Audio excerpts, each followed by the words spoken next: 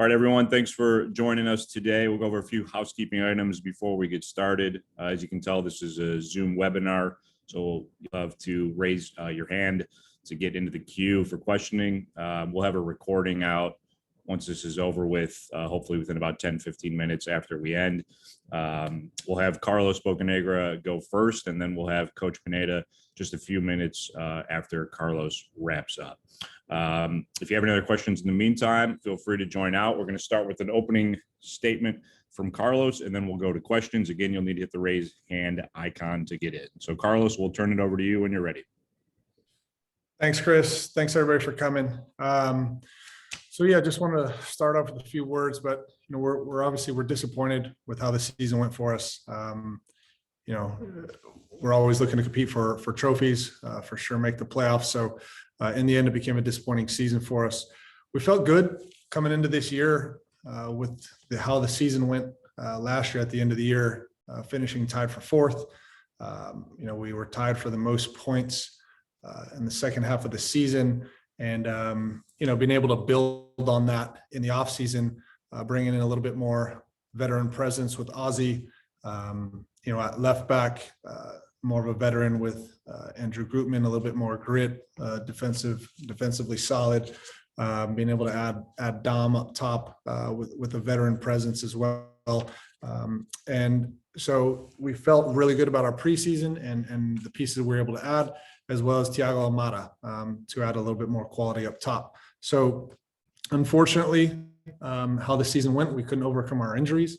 And upon reflection, the summer months when we were decimated with the 3 season-long injuries and the outside backs, all 3 of them down, we just couldn't quite overcome that this season. So it's something upon reflection that we looked at. The players gave everything this year, and it was a frustrating season for everyone involved. We can only imagine what it felt like from the outside as well. So that's something that we've got to work hard now and start to build towards 23. And so at the moment, the players were off for the week. They got a chance to decompress. It was a tough season for them as well. They'll be back in for 3 weeks of off-season training. Some small individual group efforts, starting to think about 23 and how that season is going to look. And during that time, we'll meet with all the players individually and their agents and have these discussions for the off season. So that's where we are now. Chris, happy to turn it back over and take the questions. Great. Thanks, Carlos. We'll start here with Doug. Doug, go ahead. Your line should be open. All right, Chris, thank you. Can you hear me? We got you. Thanks, Doug. Okay. Carlos, how would you describe your relationship with Joseph Martinez? Has he asked to be traded or transferred? And is he in the team's plans for next season? Hey, Doug, thanks for that. So, yeah, fine with Joseph. Obviously, he's a competitive person. He's been fantastic with the club for the 6 years. He's done fantastic things for us. So we understand what he means here and what he means to the club. And, spoke to his agent, like I spoke with many of the other players' agents throughout the year. We have touch points, and, we will be speaking with his as well as others in the coming weeks and just having discussions. But there's been nothing decided, Doug. We're still going to have discussions. We need to talk with him and other players as well. So that's kind of where everything stands right now. Next question will go to Felipe. Felipe, go ahead. You should be open. Yep. Thank you. Good morning, Carlos. Good morning, Chris. Thanks for setting this up. Carlos, I mean, what do you anticipate that conversation being like with Joseph and his representation? Is it about remaining a big part of the club moving forward in 2023? Is it an extension? Is it like, how would you categorize that conversation? And then second question, you mentioned the veteran players that you brought in. The injuries just really decimated this team. Even if these players come back, it does feel like the spine of the team should be upgraded. Is that a priority in the offseason? Yeah, I think, like Felipe, with the conversations, I haven't spoken with Joseph or his agent or any of the other players or their agents yet. So those talks, we just need to have open discussions with everybody and kind of take account to how people are feeling, where we are, thought process. So I don't want to speculate on anything right now that I don't know. As far as the players coming back, obviously with Brad, Miles, we would like to have Ozzie back next year as well. You saw Santi Sosa step in and did a fantastic job when he was healthy this year for us.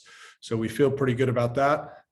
There will be a few positions that, spoke with Gonzalo and the group, how we're looking to potentially approach next season and look to improve upon, but there has not been anything finalized on that. Next question will go to Joe Patrick. Joe, go ahead. Yeah, Carlos, just quite bluntly, like, is there a future for Joseph Martinez at Atlanta United as a designated player going forward? Yeah, guys, I appreciate it. We haven't had any of these discussions with him, and nothing's been decided. Joseph's an Atlanta United player. He's under contract next year. We have an option for him the following year. So I understand it's a topic that people want to speak about, but we haven't made any decisions. We haven't spoken to the player at length and get his thought process either. So I don't want to speculate on anything surrounding that topic. Next, go to Sam Jones. Sam, go ahead. Hey, Carlos, thanks for doing this. You've talked in the past about being accountable and accountability in general. After 3 kind of frustrating years, what does that accountability look like? And will there be changes in the front office, especially with regards to scouting? Hey, Sam. Yes, obviously we're all accountable here. And so, we spoke about the injuries a little bit briefly. We're not looking to use that as a crutch or use that as an excuse, Sam. So, we actually feel really good about what we're able to accomplish this year. And it sounds strange because we didn't make the playoffs and we didn't end up, achieving our goal of making the playoffs and making a run. But the ability for us to plug some of the holes that we had with the injuries this summer, I felt very good about what the scouting department was able to accomplish alongside the coaching staff. Again, the players that had to step up, some of these young guys, we were in almost every game, until the last minutes. We scored, we had the 10th best expected goal differential in the league. We just weren't able to execute in both boxes. So I think it's the little details and that's what matters in this league. And we weren't quite able to get over the hump. And so that's where we felt quite good about the team that we're able to compile and the holes we were able to plug without crippling our team for the near future by trading some of the assets that maybe we didn't want to trade to try to have a short, quick fix, or leveraging our cap that we would have to kind of sell everyone off this offseason just to have a little bit of success potentially this season when there were so many unknowns. So I actually feel quite good about what we're able to accomplish with plugging the holes, but unfortunately we just could not quite get over the line and didn't have that enough quality in the boxes to get it done this year. Next question, Rob Ussery. Rob, go ahead. Hi, Carlos. Especially after a disappointing season, there's always expectations of major changes, maybe specifically in the impact player area. Are there any plans to maybe upgrade at the designated player spots, or any plans to add a designated player? Again, those are all discussions. We're going to look to, I wouldn't limit anything to any category of player. We're always going to be looking as a group, and I'm in constant discussions with Gonzalo about how we potentially can improve our team, how we're looking to play next season, what are the most important areas for us that we think are going to affect the team for his style of play, how he wants to approach the season, how we're, the partnerships around the field. So those are constant conversations and those are ongoing right now. But there's nothing specific to a category of player, I would say. Next question, Paul Newberry. Paul, go ahead. Paul, you might be muted on your end, but your line's open here. There we go. Now, can you hear me now? We got you, Paul. Yeah, hi, Carlos. Good morning. And Can I just ask you too, obviously when you guys had so much early success and built such a fan following in this city, and it seems the fans have stuck with you through these last few seasons that have been disappointing, but is their concern, is Atlanta's a city that's kind of a trendy city that, you might lose some of that fan support, and what you need to do to make sure, the sort of record-setting crowds you've had don't go away? The fans have been unbelievable since day one. And even you saw when we're out of the playoffs against New York City, the amount of people that turned up to support this team. So I think that's fantastic on how soccer has really kind of taken the city, not by storm, but by, and really been in the hearts of the people in this city. So that has been incredible to see. I do want to make sure last year we finished tied for fourth. We didn't have a great start to the season, but ended up losing to the eventual champs in the first round of the playoffs. So while we didn't get as far as we wanted to get last year, I still think that, quite happy with how the season ended for us. Next question, we'll go back to Doug. Doug, go ahead. You're open. Thank you. A couple of questions for you, Carlos, please. Can you clarify the loan statuses of Barco and Eric Lopez? Are they on single season loans or 2-year loans? And does the team have any salary cap room going into this offseason to acquire any players? Hey, Doug, thanks. Yeah, we feel pretty good about where we are with the salary cap. And I spoke to this a little bit earlier, where we didn't want to leverage and really, cripple ourselves on the salary cap front going into next season. So we feel pretty good about that going into next season. Barco is on a 2-year loan with River Plate. So that's his status. And then Eric Lopez was on a year-long loan with Banfield. Next question, Tom Bogert. Tom, go ahead. Thanks, Chris. Thanks, Carlos, for taking the time. I know a lot of the talk has been about Joseph Martinez as a high-profile player that, had kind of fallen out of favor, but another high-profile player on the team that didn't start any of the last 9 or 10 games, I believe, is Marcelino Moreno. So I wanted to see what his future might hold and what the discussions might be with him and the planning with his future. Yeah, no, Marcelino, I mean, he's a fantastic player, and obviously he didn't play as much as he had in past seasons. I think Gonzalo can speak a little bit to that on team shape, again, with some of the injuries and having to move some guys around, how we best lined up to have the best team on the field. So, that's probably more of a question for Gonzalo on the on-field stuff. But no, I mean, look, we're very happy with Marcelino. He didn't get as much playing time as he wanted this year as well. And again, we'll have some conversations with him in the coming weeks, and have some discussions, see how he's feeling as well. Next question, we'll go back to Felipe. Felipe, go ahead.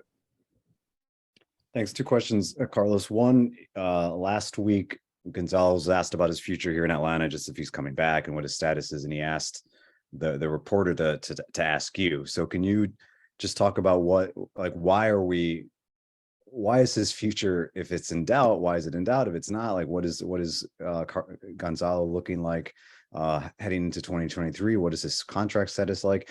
And then can you just, in your own words, what would you say the identity of this team is? Because at times, and again, the injuries caused a lot of changes, but at times it is difficult to decipher how the team is playing consistently. So what would it be in your own words?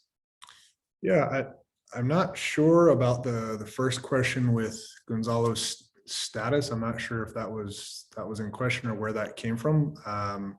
Obviously he's coming back for 23 and looking to build a consistency with him. He's a great young coach.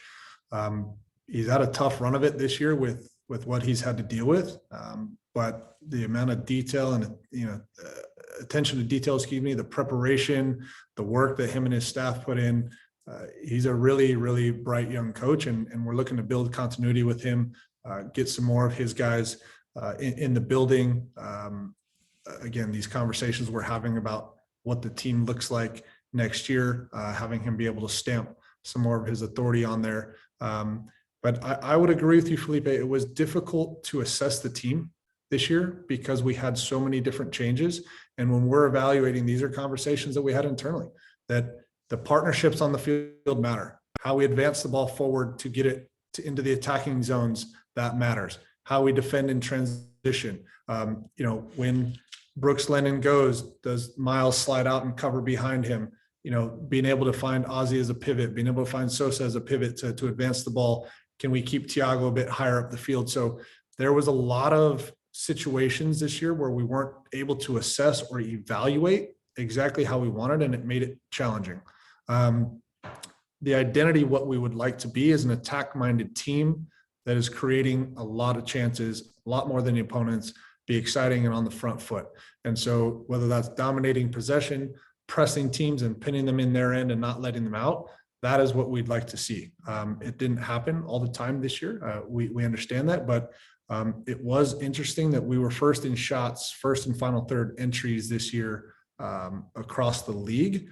Unfortunately, again, as I spoke about earlier, the quality and just the execution in both boxes is where we didn't execute and get it done.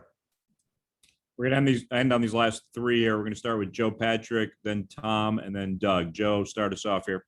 Yeah. Hey, Carlos, I'm just wondering if you can kind of give us a rundown in the broadest terms of when you expect these players coming back from their injuries. And I'm going to give a list: Brad Guzan, Miles Robinson, Ozzie Alonso, that includes like whether the club is interested in re-signing him to another contract, or if he's interested in signing another contract to play another year. And then Emerson Hyndman, who I thought did not have as long of a term of injury, but we never saw him return after his midseason thing. Yeah, no, you're correct, Joe. And I mean, Emerson's someone we didn't mention either, because of the ability for him to connect, the ability for him to contribute goals as an 8 on the team. And we really missed him this year. I think he only played 200 and something minutes for us on the field. So he was coming back from his ACL, getting up to speed, and then he had an unfortunate quad injury that weren't able to get him quite right before the end of the year. So he should be doing some of the off-season training with the guys. So he'll be ready to do that, and hopefully ready for the start of the season, as long as obviously nothing goes pear-shaped, but he's fine now. Brad, Miles, they're both running outside. They're doing fantastic in their rehabs. So we expect both of them to be joining the team for preseason. Now, when we say joining the team for preseason, coming off an Achilles injury, we're not just throwing them in there with, practice from, start to finish every single time, double days. We'll have to manage that, but they should be part of the group and practicing with the team and building into the season, starting in preseason. Ozzie coming off his ACL. Yes, we would like to have him back. That is a conversation that we had pretty close to right after he got injured. He's a fantastic leader. He does so much on the field for us. He's a good mentor for Santi.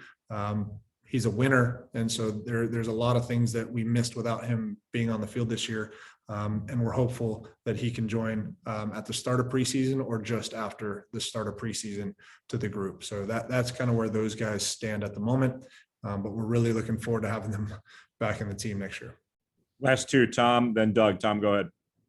Thanks. And Carlos, I know that obviously Thiago might have only been here a year, but when a player in MLS is called into the full senior Argentine national team, begs the question of if you guys are bracing for any bids this winter, if the interest is going to turn into that, and what kind of your stance is on Thiago. Yeah, no, it's pretty fantastic. We're really proud of him. We saw the comments from the national team coach after the game. Saw Messi's comments, but the kid comes in and works hard every day. He's a good pro. He loves the game. And so at some point we know he will be going over to Europe and playing Champions League football. And we're really excited about that. Don't know what's going to come this winter. The thought for us is that he would be coming back. But eventually we do know he will be going to Europe and playing in the Champions League. So fantastic for him, awesome for the club as well, and really excited, but a really cool achievement for him to be called in the last camp right before a World Cup for Argentina. And last one with Carlos. Doug, go ahead. Thank you. Two questions for you, Carlos. First, there have been reports that Major League Soccer may be adding a fourth designated player. I was curious if the league has contacted the franchises to explore that. And the last question is, with the new president coming in, Are you worried about your future with the club, considering the team didn't make the playoffs this season? I know injuries were a big factor, but are you concerned about your future with the team? Hey, Doug. Yeah, so I'm not sure what's going to go on in the future for myself. I'm looking forward to meet the new president. Wanting to work with them and listen to their ideas and hear their vision and really get them up to speed on how we've been operating. I think it's always nice when you have someone come in from the outside that's not necessarily within your four walls, so to speak, and can evaluate. But we feel good about the systems we have. We feel good about the process we have. We feel good about the direction we have. But again, being open-minded and someone coming in that can offer their vision, their views, their thoughts, and that's something I'm looking forward to working with. As far as the fourth DP, I have not heard anything about that. I'm sure there's going to be, after this tournament in the summer, which is really exciting, the Liga MX against MLS, the World Cup style format. I think there's going to be a lot of competitive. How do I say that? I think that the ownership and the league is going to be very competitive, and we're going to want to win this tournament and show very well. And so, are there new rules going to be introduced after that? Will we continue to push forward and kick on? I do think after this tournament, there'll be a lot more discussions on ways to improve the quality on the field and different mechanisms to get players in to improve the quality on the field in MLS. Great. Thanks, Carlos. We're going to have Gonzalo on in about 5 minutes. We'll shoot for 10:27. Just give us a few minutes here and we'll have Gonzalo on shortly. Thanks, Carlos. Thank you.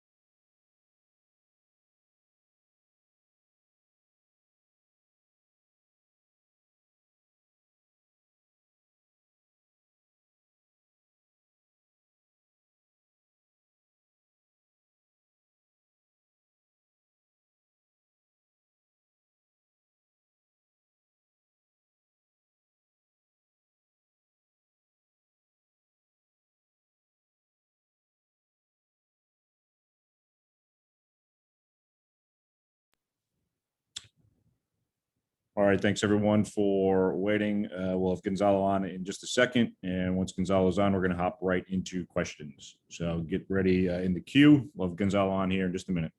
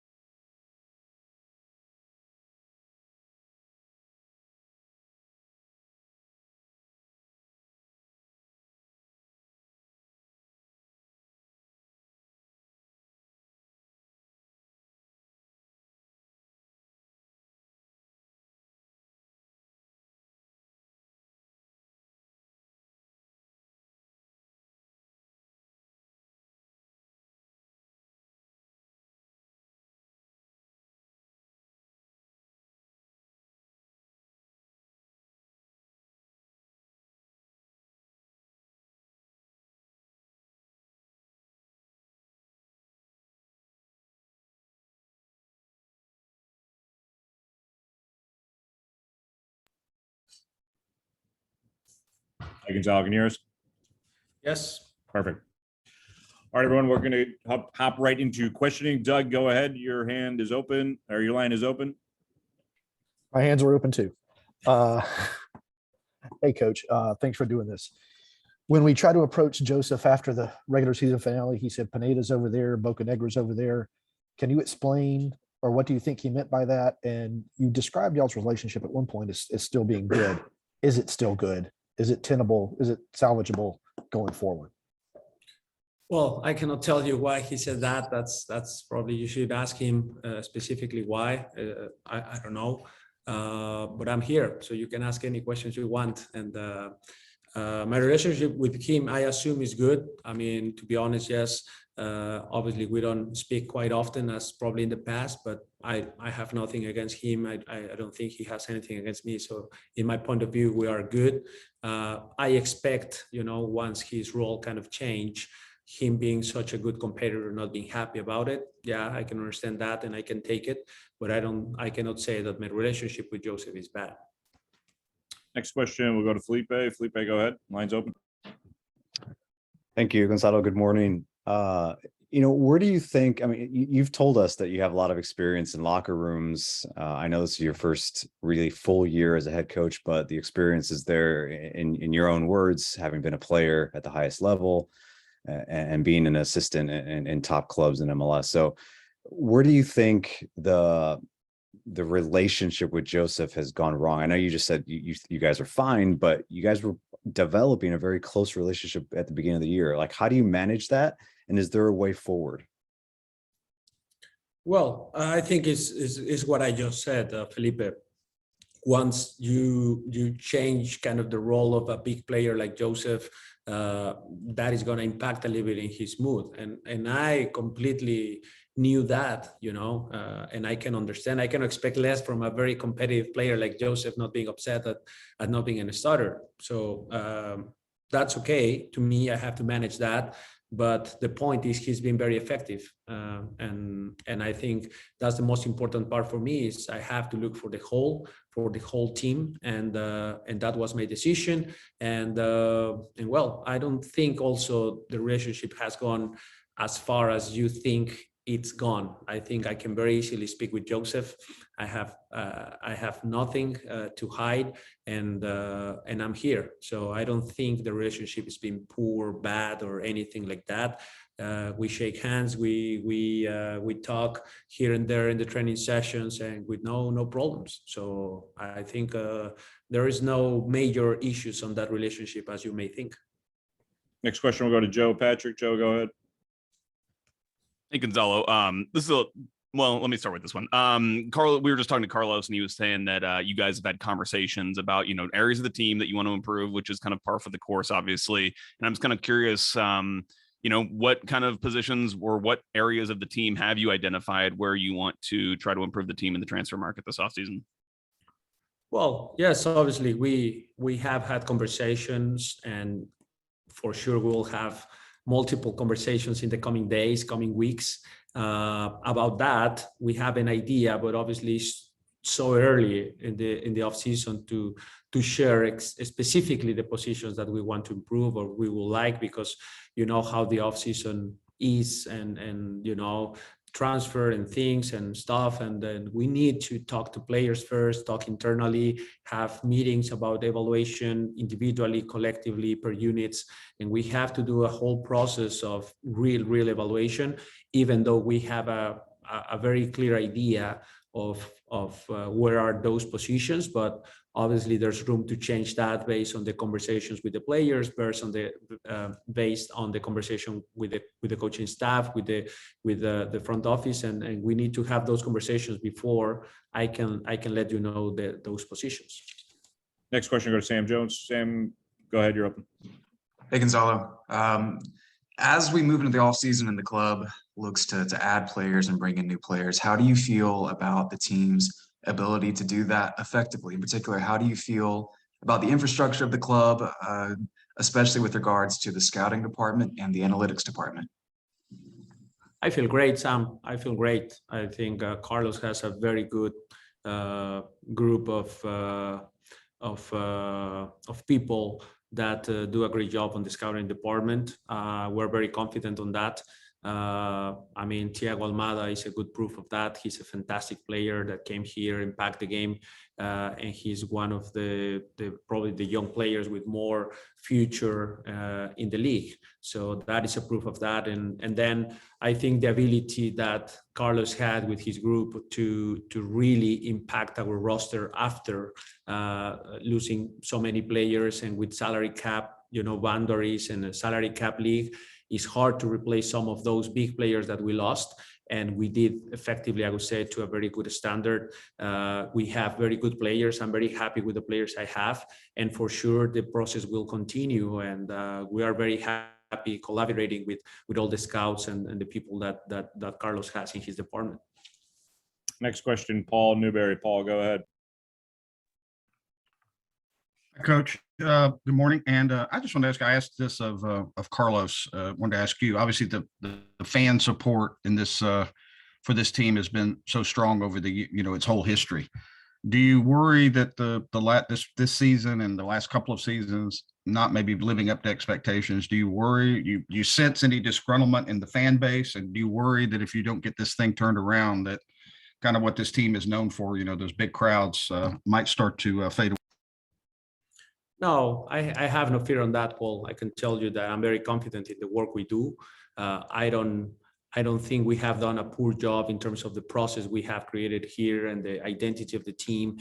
And I think even though today we feel very disappointed for the outcome of this season, I think what we are trying to create here and what we are going to prove next year is a very good team, a very solid team with consistency, with a healthy squad. I think we can achieve many things. So my only focus is not about, what are we going to do if we fail next year? My focus is on doing the right things to make sure that next year is a success and all of this, shadow of 2022 goes away, because I felt that the team, the club in general, suffered a lot this year, and things that were out of our control in some ways.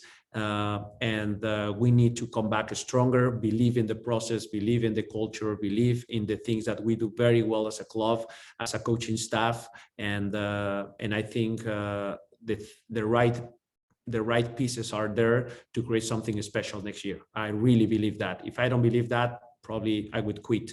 But I won't do that, because I really believe in my coaching staff, in my players, in all the staff, the supporting staff that is within the club. And we believe in this building and how we've been together in these tough moments. In 2022 has been very, very tough for multiple departments in this organization. But I'm certain that I will do whatever I have to do to bring a 2023 with a lot of glory for this club. Next question, back to Doug. Doug, go ahead. Yeah, coach, at the beginning of the season, you were trying Almada and Moreno either as an attacking midfielder or a winger. They were kind of swapping positions at points. But then toward the end of the season, you weren't using Moreno as a winger. It didn't look like anymore. He kind of fell out of the rotation. Why was that? Well, Doc, first of all, I would like to say that Marce is a big player. He's a very, very good player. He's done great with the club, with us. He's being an ultimate pro with me, even in those moments that you just mentioned, the last part of the season where I didn't use him as much as he used to. He's been an ultimate pro, training every day hard, never a bad face, a bad attitude in training sessions. And those things I really appreciate about the players. That's where they show their character. So I don't have anything but good words about Marcelino. Why I didn't use him as much is a little bit trying to balance out the team with all the injuries that we have had. So again, you remember in that part of in the middle of the season, we start to consider a lot of goals in transition, a lot of goals in set pieces, and I need to balance out something within the roster. At times I went to back five, and going to back five means at times I have to take an attacker away. And also we try to work in really stretch the field vertically with some runs in behind and putting more of our wingers on the outside, trying to really get those runs in behind the back line. And probably Marcelino's profile is a different one. It's a different type of winger, inverted winger, coming inside more into the pocket. And the best side for Marcelino is always the left. And that was at times in the same areas with Thiago Almada. So even though both are great players, I felt that because of the balance of the team after the injuries we had, those two probably were not operating in the right way with the rest of the roster and the buildup of the roster. So again, it was kind of trying to balance out the roster to have enough attacking, defending, runs in behind, counter pressure. But I felt that from the bench, he was effective. And at times I used him as a double 10 with Thiago out of necessity. But for sure, we had to make some adjustments to try to balance out the team. Next question, Sandy. Sandy, go ahead.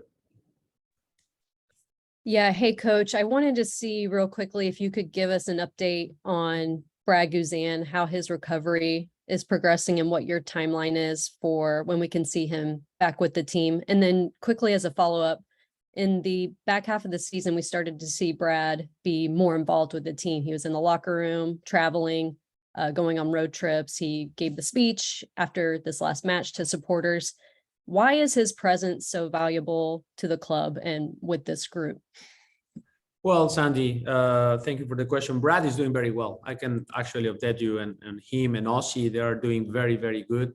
The three of them are in time, are doing the right things. Obviously, we have to be cautious with that because with these long-term injuries, you never know. But I think they are going in the right direction. So we expect them back and healthy for next year. Why Brad is so important? Well, he's the captain, number one. He has a long history with the club, and he's very, he has the right culture that I want for the team. So he has that into him, and he's competitive, and he brings that extra energy that we need in the locker room. So that's why once he was, healthy enough to make travels and go in the airplanes and all that, him, Miles, Ossie were traveling with the team, trying to get that boost of experience, at least in the pre-match talk, in the locker room, talking to players, trying to boost their confidence, having one-on-one conversations with some of the players. And I think that chemistry helped in some games. Sadly, we couldn't use that as always because of his rhythm with rehab and all that. So we try to balance out that, but his leadership and his the culture that he has in his mind and in his heart is very good for what we want to achieve here and we want to create. So I think Brad is a very valuable player on the field, but as much as he is off the field as well for us.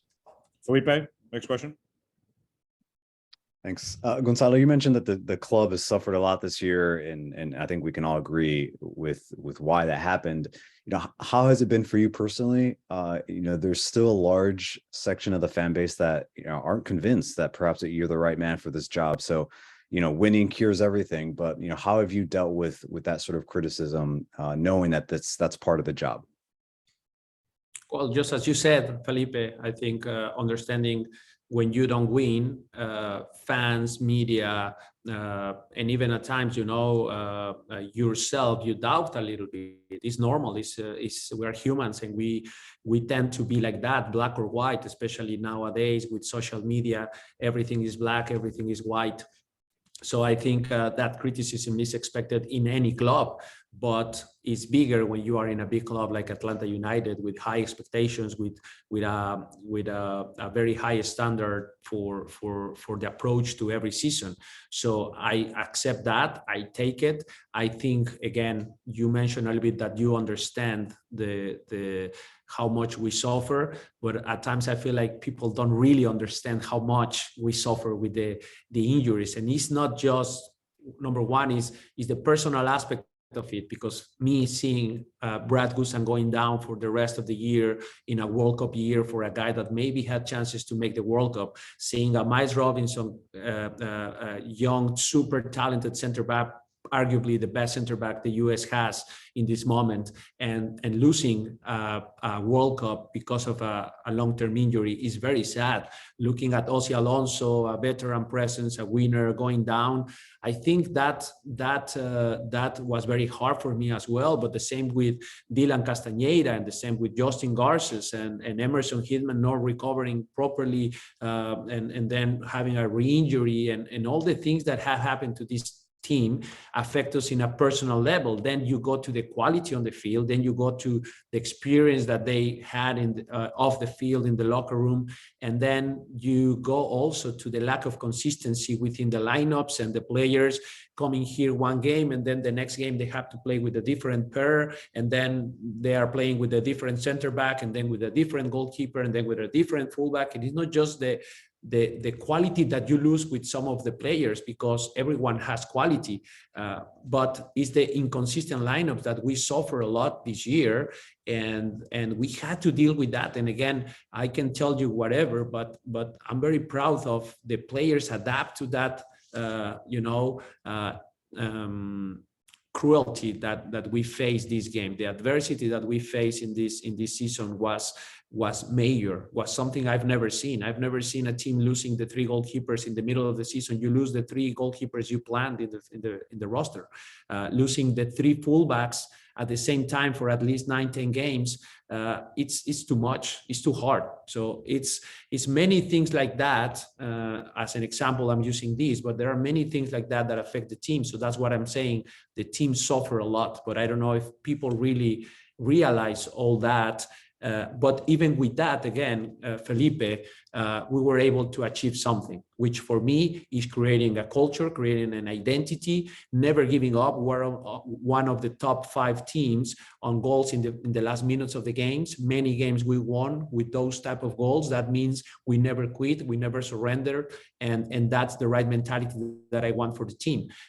We had an identity because we are the team with more possession. We are top 5 in expected goals from open play. We are one of the best in terms of balls won in the final third within 5 seconds. So the high pressure works. Runs in behind, we're third. Best team in penalty box entries. So we have a lot of good signs of the identity of the team is there. Once we get all of our players back and maybe improve in some other positions, I think we're gonna be okay, Felipe. Last 2, Joe, then Doug. Joe, go ahead.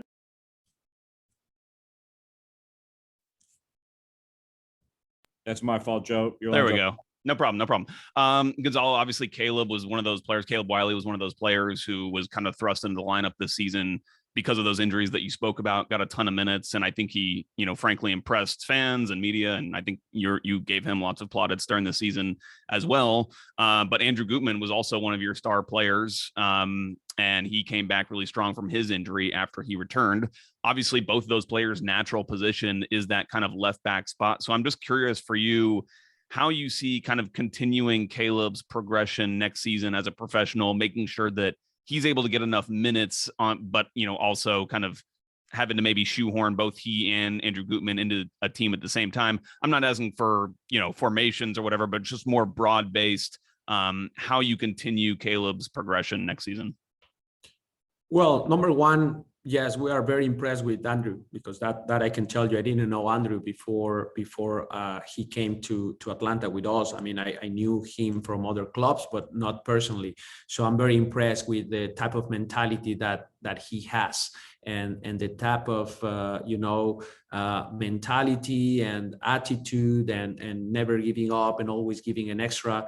So the quality he's shown, especially in the second part of the season, impacting in the final third, is something that we're looking forward.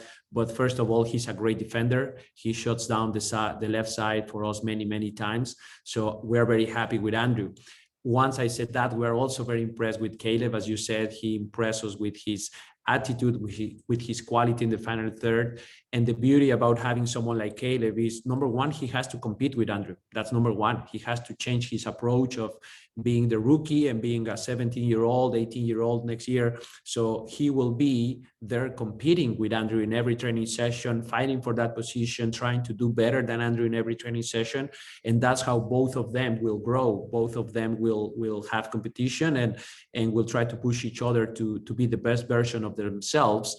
But the other thing is the beauty of having Caleb Wiley is that he can also play as a winger, because he has a great dribbling, a great 1v1, and his decision making in the final pass is normally very good. Is normally connecting his passes from the prime assist zones. His crosses are very good, and I think he can be useful as a left back. He can be useful as a left wing. In certain games when we have gone to a back five, he can be a great wing back, and then Andrew is being the center back on the left. So we have ways to use both in the same system, but in a perfect world where we always stick to the same system of back four, I think both have to fight for that position, and that's how you improve. All right, Doug, go ahead. I wanted to ask you about the other homegrowns on the roster. A lot of them were included many times on the game day roster because of all the injuries. But going forward, guys like Chol, Jackson Conway, who was moved down to Atlanta United 2, Noah Cobb, what do you see next season for those guys? Or do you see them on the first team, or do you hope that they can go to Atlanta United 2 and get more playing time, more experience? Well, I would say that we have to see again how this roster turns out at the end of the offseason. And once we start the preseason, I normally try to bring not just the ones that you name, but some others that sometimes you have to know and you have to see where they are in the preseason, and maybe they get some chances. I can put you the example of Aiden McFadden that was with us in the preseason. He did very well. And the moment we need a right back, we didn't hesitate to put him. And actually, he did quite well for many games. So that's the type of process that we go through. But again, as you may know by now, I really trust in the academies. I really trust in homegrowns. I really believe in them. And I'm not hesitant to put any homegrowns on the field, understanding they have to earn their spot in a big club like Atlanta United. So that's the trick. But I think they all know. The ones you mentioned, Noah Cobb has a high ceiling. The other one I would mention is a Johnny Fortune. Is another one that we have high expectations for him. But for sure, they will have to come through the preseason, impact the roster, and then we will make decisions. But with young players, you have to be cautious a little bit, because they go through a lot of ups and downs, and you have to be able to manage those. All right, thanks everyone for your time today. We appreciate it. We'll have the recording out as soon as possible. Thank you, Coach. Thank you.